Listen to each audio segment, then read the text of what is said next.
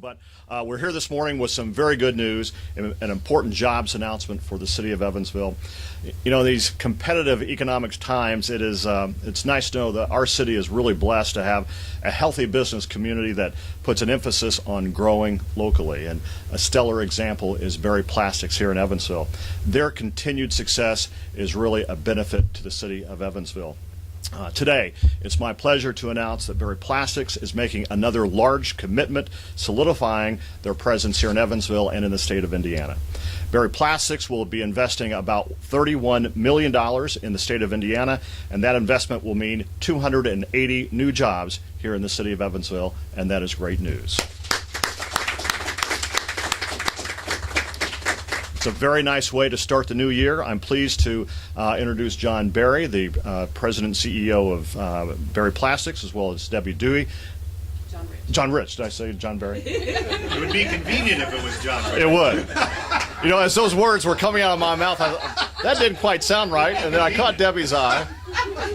Anyway, John Rich with Berry Plastics. How's that? Anyway. And Debbie Dewey from the Growth Alliance, and that is your name, right? Okay, okay. Also here today is Carl Chapman from Vectren, not Carl Vectren of Chapman, who will tell you that Vectren has been very instrumental in making this announcement and this expansion possible. We also have a number of members of the Common Council here, President John Friend, Connor O'Daniel, Jonathan Weaver, Missy Mosby, I think are the ones that are present. I appreciate the support of the Common Council. It was about a year ago, actually last January 15th, that John and I stood in this very conference room and announced Berry's decision to invest millions of dollars in its Evansville operations and add more than 100 professionals to the Evansville workforce. It took a lot of hard work on the part of the city of Evansville, on the part of the Growth Alliance of Greater Evansville, Debbie Dewey's team, working with the Indiana Economic Development Corporation to clear the way for rail infrastructure improvements, and that made it possible for further expansion and today's announcement. These combined expansions have resulted in a total of 395 jobs, which is a tremendous boost to our local economy. Berry's continued commitment to this area ensures the retention of numerous other suppliers that will continue to grow and employ our local workforce. Berry is not only one of the region's largest employers, they are one of Vectren's largest energy users. Again, I'd like to thank Vectren and Carl and his team for being at the table to make this possible. Vectren worked with Berry to ensure the current design fostered long-term expansion opportunities, including a competitive rate structure which is tied to this job growth.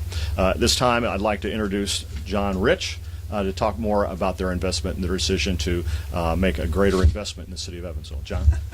Thanks very much. Well, thank you very much. Thank you, Mayor Winnecke, and thanks to all of you who have worked so hard and so closely with us to make today's announcement possible. You know, as Lloyd noted in his remarks, it was almost exactly 1 year ago, today in this same room, that we announced that Berry Plastics was investing approximately $33 million in our Evansville operations to create about 115 new jobs, which we have now completed. Today, we're announcing a similar financial investment, but with 280 additional new jobs here in Evansville. You know, as CEO, it brings me great pride to be able to deliver news such as this, but inevitably, following these announcements, I'm often asked, why Indiana and why Evansville? Is it because Berry just began here? The real answer isn't that simple. It's true that Berry began here and has a historically built new Indiana operations and continued to invest in those operations. As a matter of fact, Berry has operations in 7 different cities within Indiana, and in Evansville alone we have our corporate offices, 2 manufacturing facilities, a tooling operation, and an extensive warehouse, which we put an addition on at the airport. Added together, we employ more than 2,800 people in Indiana. But Berry also has over 80 facilities throughout the globe, where it also has partnerships with other communities and state organizations. So when Berry faces a decision as to where to relocate equipment or invest in new capital, or expand operations and subsequently add jobs, it actually becomes a very complex and competitive process. So why Indiana and Evansville for today's announcements? The answer is really two very important factors. First, Indiana has great communities like Evansville, and these communities' residents become great employees possessing a tremendous work ethic. Secondly is Indiana's and Evansville communities' pro-business climate. These factors, coupled together, simply create a fantastic place to operate and expand a business. As an example, because of the pro-business actions of the city government, local governments, and community agencies, 1 year ago we were able to secure the rail infrastructure needed to ensure delivery of added raw material, allowing the possibility of future expansion in the downtown facility like we are talking about today.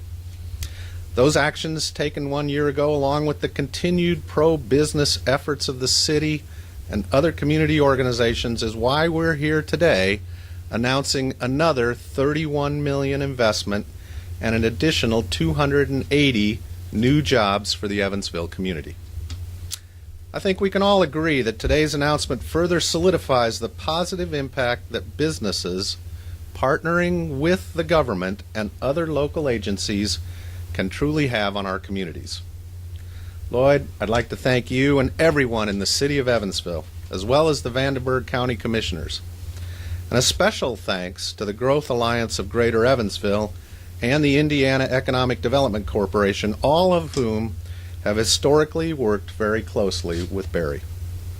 Also, I want to extend our appreciation to Carl Chapman and everyone at Vectren for their support of this expansion initiative. Thank you, Carl.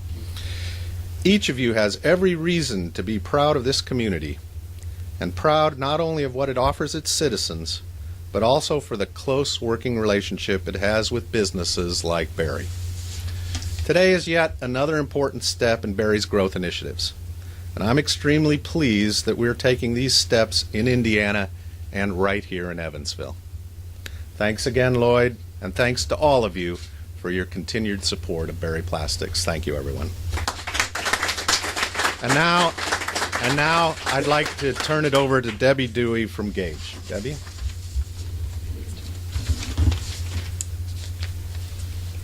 Thanks, John. This project demonstrates that economic development activities and incentives are not just important to attracting new companies to our community, but they're very important to the existing companies who are already here. They need those economic development activities and incentives as well to continue their success and their growth in this community. And Barry Plastics, with each project that they have brought to this community, has consistently met or exceeded their commitment to Evansville in terms of jobs and investment consistently. And we're excited that we have yet another project to look forward to here. And they do all this while making the decisions that are necessary for their ongoing operations and meeting the expectations of their shareholders. We're lucky to have Barry Plastics here, and again, thank you for deciding that Evansville is worth the investment. We really appreciate that. And I want to thank just a few people, again, Vectren, I know the mayor's mentioned it, and Jonathan as well, but thank you so much for your support on this project. Thank our city council for their support, for the things that we still have to do to make this project go all the way through the steps that we have to. The state of Indiana through their Indiana Economic Development Corporation, as well as our marketing partner, the Economic Development Coalition. Also want to thank my team at the Growth Alliance, especially Chris Kennett, who was our lead on this project. Thank you, Chris, for all your hard work. This project and the jobs and the investment are going to generate an economic impact of over $1.8 billion a year in terms of direct and indirect benefit to our community. So again, thank you for being willing to continue to invest and to say that Evansville is worth it. So thank you, and I think we're going to open it up for questions now. If anybody has questions. What are the things that the city council has to do? Well, we have some tax phase-in that was part of this offer, and a training grant for Evansville residents, a 50-50 match with Barry's investment, and those will be resolutions that will have to go through the City Common Council for approval. Can you spell out the tax phases? We have a 10-year phase-in for real estate investment, And we also have a phase-in on the personal property that's a little accelerated with accelerated abatement in the early years because of the tremendous move expenses that Barry's going to incur for moving this equipment into Indiana. And then also a $100,000 training grant, which is a 50-50 match for Evansville residents hired for this program and trained over the next 2 years.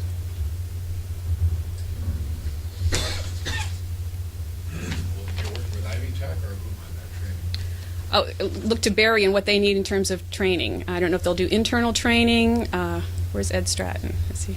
Yeah, Oh. we have a strong relationship with Ivy Tech and the Career Tech Services facility, and we'll be using all of those. So for the Career and Technical Center as well as Ivy Tech will be consulted as part of that training program. What sort of job specialties are involved here that we would need the training? Well, you know, Berry Plastics is a manufacturer of value-added packaging. It's a very high-tech manufacturing environment. Takes skilled labor to run the complex machinery that we have. And I can tell you one of the most important factors in our entire relationship with Evansville is Ivy Tech. We invest extensively in training and educational costs. Barry puts that money up front. After we hire employees, we send them to Ivy Tech. So that specific skill training is one of the reasons why Evansville is so attractive to us. We have done that, and we will do that in this case as well. So the new employees then would be placed into a training program through Ivy Tech? Depending on the level of skill required, yes. Sandra Matthews, our Times newspaper. Adding new employees, would this require you to have a new parking facility? Well, we have, you know, on our location on First Avenue there, over the years have expanded, and you know, we think we have adequate parking for now, but we will continue to assess that. I'm trying to get to Deaconess sometimes. We'll try to make sure our people get into the parking lot quickly. Can you discuss salary range? Look, they're very, very competitive jobs, great salaries, great benefits. You know, I think they're in the range of $18.50 an hour plus benefits, and going up from there depending on the skill level. Can you talk a little bit about the commitment to not only Evansville but to the tri-state? There was a recent investment in the Madisonville plant as well, sort of the area in general. You know, we are very excited about the entire area. The investment we made in Madisonville was for a really exciting new product. That product is going great. One of the reasons we chose Madisonville was because Evansville is the center of our engineering and technical expertise, and we needed to have the ability of our engineering skilled people here in Evansville to quickly go down there and assist that facility. Right now it's going as well as we could have imagined, and we're considering future expansion down there. And what sorts of jobs might these be here in Evansville? What would these employees be doing? You know, it runs the from plant operators of equipment to people working on maintenance, tool and die. It runs the whole gamut of skilled machine technicians. But Barry's a heavy industrial manufacturer. And, by the way, it would be great if you get a chance to tour our facility. You know, the Evansville site is the largest plastics manufacturing single facility in the Western Hemisphere, so it really is a state-of-the-art facility. Gibson County, what's the future there? Gibson County, again, you know, we will look at each one of our facilities, and as it makes sense, we'll make the appropriate business decisions. Before you chose Evansville, were there other cities in the running for this? There were other cities, other states, and other countries. Can you elaborate more? Look, we are a global company, and at the end of the day, we have a responsibility to maximize the performance of our company for our shareholders. But if we fail to do that, our competitors will take advantage of us. So we make decisions that are in the best interests of our shareholders and our customers. And I'm really proud to say that Evansville has continued to be the most attractive place to make those investments. But we will reassess that with every investment that we make. Yep. Do you anticipate this extension to have any benefit to your relationship with Evansville Light Association and the work they do? Oh, well, we're really, we've had a long-standing relationship with them. We'll have to look at the specifics of the work that's coming in, but we're really proud of the fact that we've had a long-standing relationship with them, and hopefully we can continue to find mutually beneficial ways to expand that.